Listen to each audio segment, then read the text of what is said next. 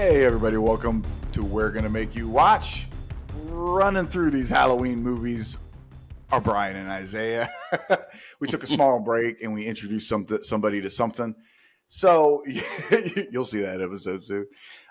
We are now at Halloween 5. And this is when things start to take a turn.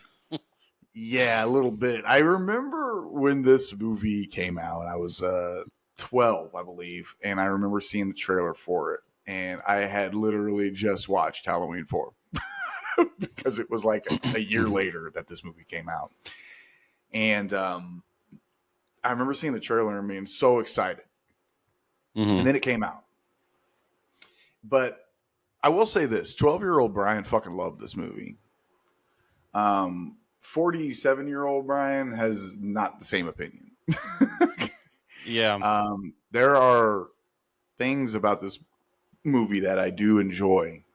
Some of them are a couple of characters mostly, but there's a whole lot that I really, really don't like about this movie.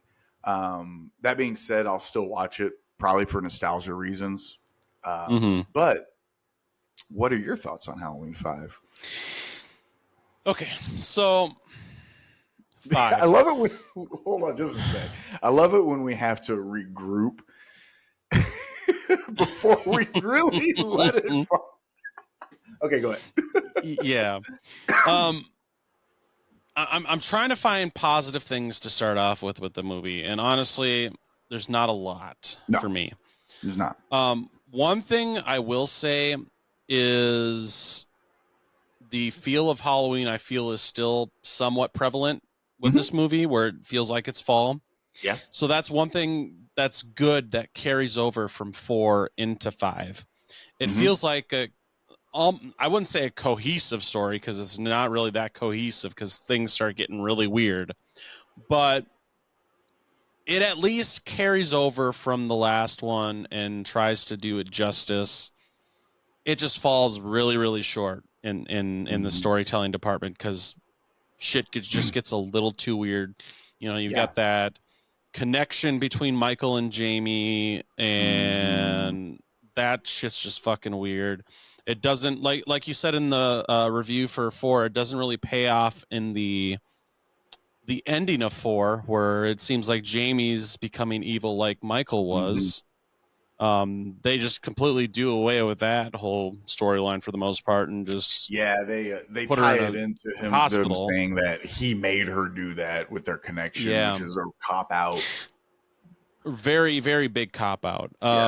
It's the mask is atrocious. It's one of the worst. Yeah, this might be the bottom of the barrel.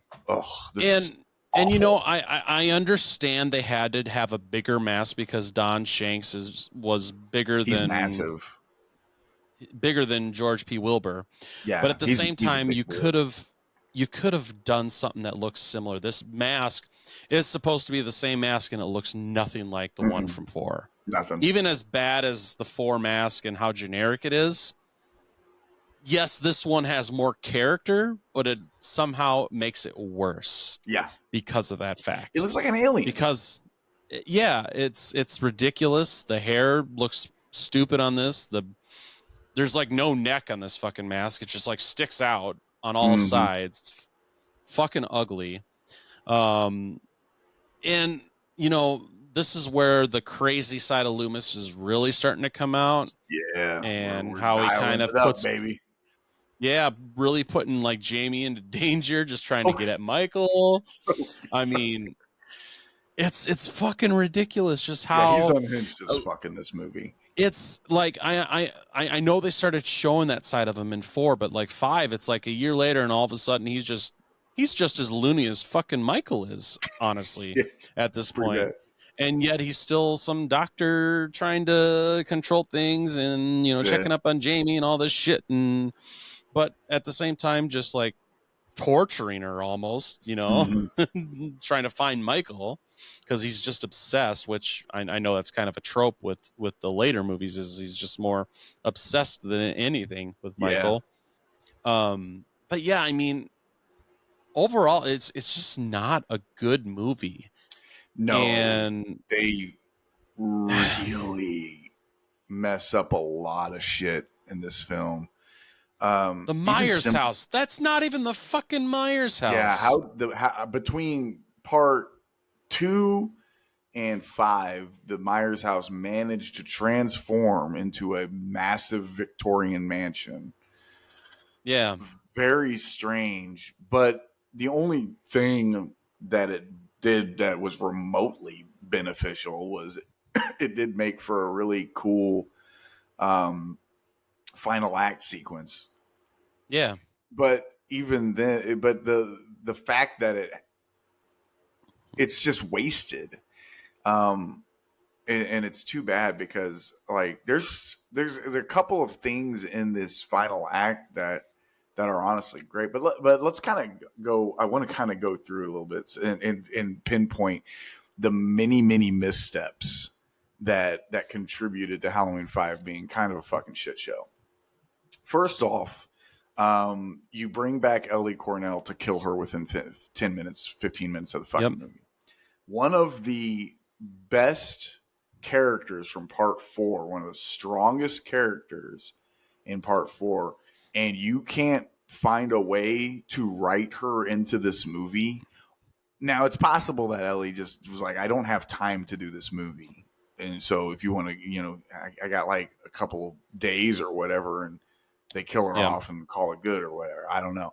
I don't know the background and the history of this particular installment enough to know why she wasn't in the whole movie.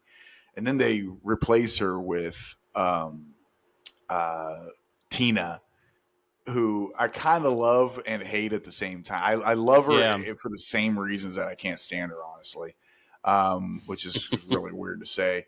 Um, but so there's mistake number one. They bring in two dumbass fucking cops, and every time they're on screen, they play this goofy fucking music. A Yeah. complete massive juxtaposition from the tone that they're, I guess, trying to set in this film. Mm-hmm. Obviously, they butchered the mask. They got it's a horrible replacement. Don Shanks is pretty awful as the shape too. I don't like the way he moves. I don't think he No. did a very good job at all. But by all accounts, he seemed like he was a very sweet guy. From everything I've Yeah. read, everybody says that he was really wonderful on set, which is great. That's good. Um, they uh, they established, and this is actually, this kind of, to me, goes hand in hand with the killing of the Rachel character. They established some pretty cool characters in part 4. The new sheriff was awesome. Love And Sheriff then Meeker. yeah, Meeker, yeah, he's great. And then they don't use him in this movie at all. No, Like, he's they fucking don't. nowhere. Like, dude, that And guy they end was, up killing the whole fucking police yeah, force at the they end of kill it. the entire police force. It's fucking strange. Like, there was some choices made in this movie. I don't know how to pronounce the director's name, Dominique Othinen Gerard. I probably Something like butchered that. it, and I apologize if I did.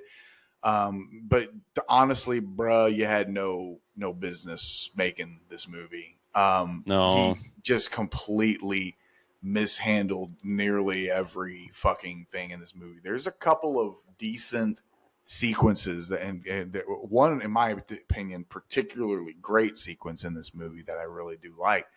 The sequence at the barn is honestly Mm-hmm. pretty fucking cool. I Yep. dig the lighting in that. It's set up really well to, kind of mask where Michael's walking when he's kind of stalking the girl that's getting ready to get her swerve on. Yep. Um, and then there's the sequence in the Myers mansion, um, where Jamie is in the laundry chute. That is one of the most awesome sequences in this fucking franchise, Mm-hmm. where he's stabbing through and she's trying to climb up and everything. And there's real bona fide tension there. And I Yep. love it. And it's probably because he was really stabbing a fucking knife through that thing and really could have stabbed Danielle Harris and hurt her really bad. Um, But but yeah, that's like that's an awesome fucking sequence. Why it has to take place in this shitty movie Yeah. fucking sucks. Um, the Tina character, I know a lot of people love her, and oh, it's frustrating because there's things about her character that I absolutely love, and the same things about her character that I love, I hate because she's just not the right character to be in the role that Rachel was in, you know, essentially, because that's essentially what she is. Yeah. And but the girl that plays her is really really cute and bubbly, and she seems like she's fucking sweet as fuck, and I'm sure she is. And she's not terrible in the movie or anything like that. There's some really bad editing in this movie too. Mm-hmm. Like there's a whole sequence where she's talking to Michael in the car, and like the audio and the video don't even match up at all. And I'm like, that ended up in a finished film, a finished big budget Hollywood film. Shit like that happens when you're fucking rushing to try to get a movie out within a year. Because like this came out literally a year after the original, or I say the original, but part 4. This came out a year after part 4. Yep. So this was a rush job. Like they were like, they had number 1 at the box office, and they were like, start making the next one. And they were like, okay. And somebody shit on a piece of paper, and they were like, I got the script. You know, I mean, it's just a bummer because honestly, man, like part 4 did a really, really good job of reestablishing Michael and reestablishing a good central um, protagonist and honest kind of a couple of them that you could have followed for a couple more movies. Yeah. And then they immediately shit on all of that for the next one.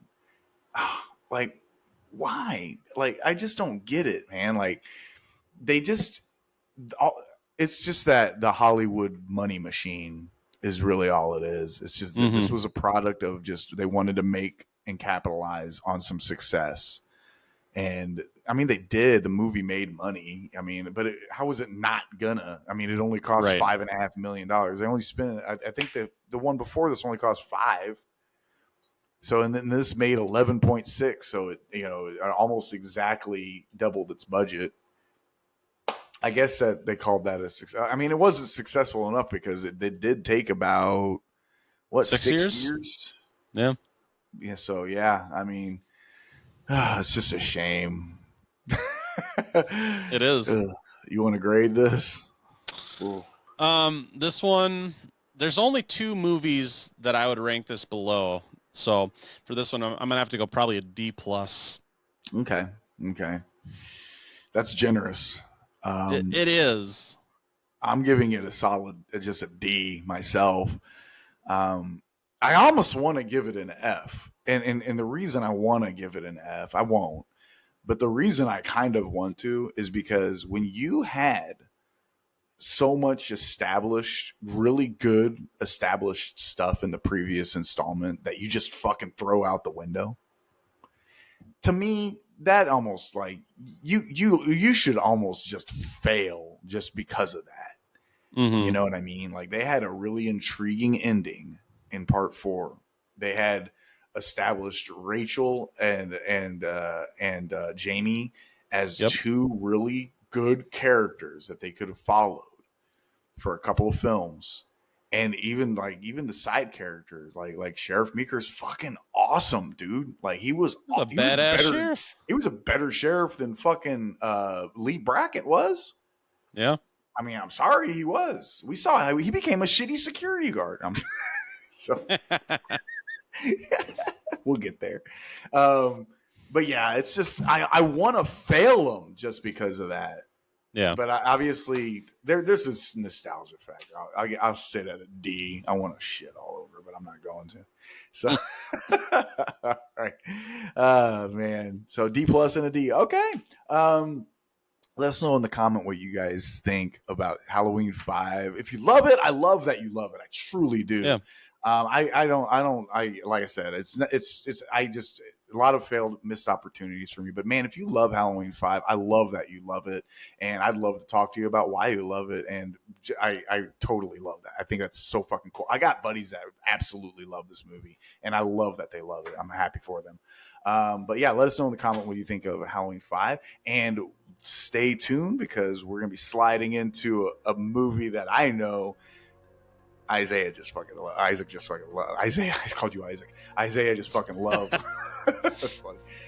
My guilty pleasure of this Yes, series. I can't. I can't wait to talk to you about this movie. I'm so excited. So, thank you guys so much, and hope you're enjoying your spooky season. And stay tuned for Halloween 6.